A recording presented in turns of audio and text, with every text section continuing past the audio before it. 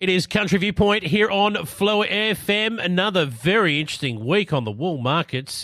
Wool auction-wise, there are plenty of growers at the moment turning wool into cash, and Stephen Reid has been following it, of course, the CEO of Michell Wool. Stephen, welcome back to Country Viewpoint. How are you?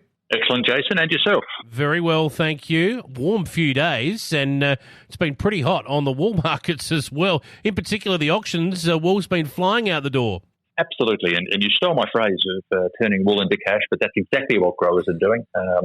It was a fairly big offering, actually, just a little bit less than the preceding week, with almost 49,000 bales put up, which, if you look at the whole season, is getting up there in terms of volume. Only 13% passed in, so pretty good clearance, and even with that, the indicator lifted just over 3%, or 43 cents, to close at 13.18 Aussie, which is a pretty solid level if you look at the last 12 months.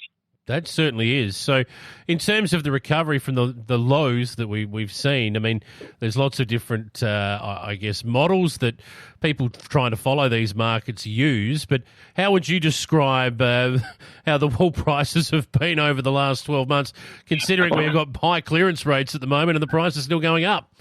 Well, you're dead right about descriptions of graphs, and I've got a whole heap of charts, and clearly doing a radio interview is pretty hard to show anybody those. But there was the old Paul Keating talk of a hockey stick recovery. He talked about the banana republic and the recession we have to have.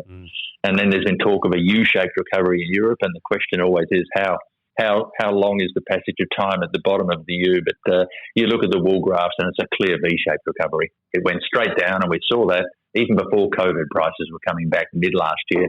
It's hit a bottom and it's bounced up. And we're not back to the levels. We were over an indicator over 2,000. We're only at 13.18. But it is a V-shaped recovery. And that shouldn't come as a great surprise. The whole description of recoveries in China is V-shaped. Their economy's bounced. They're the dominant buyer of Australian wool, well over 90% on our measure. And the statistics will come out in due course, but they're dominating the market. And as a result, our recovery in the wool industry is matching their economic recovery as well. Yeah, it certainly seems to be that way. What about the week to come? What are we going to see put up for auction? And are we going to see the indicator continue to rise with the vast amounts of wool that are being put up for auction at the moment? Well, next week is 47,000, so still a pretty big week in terms of volume. It's a designated superfine sale, probably for the last mainly in New South Wales, which is the ex-Newcastle Centre, bringing some of their New England wools down. So I could imagine it's going to be a pretty solid week. China's back.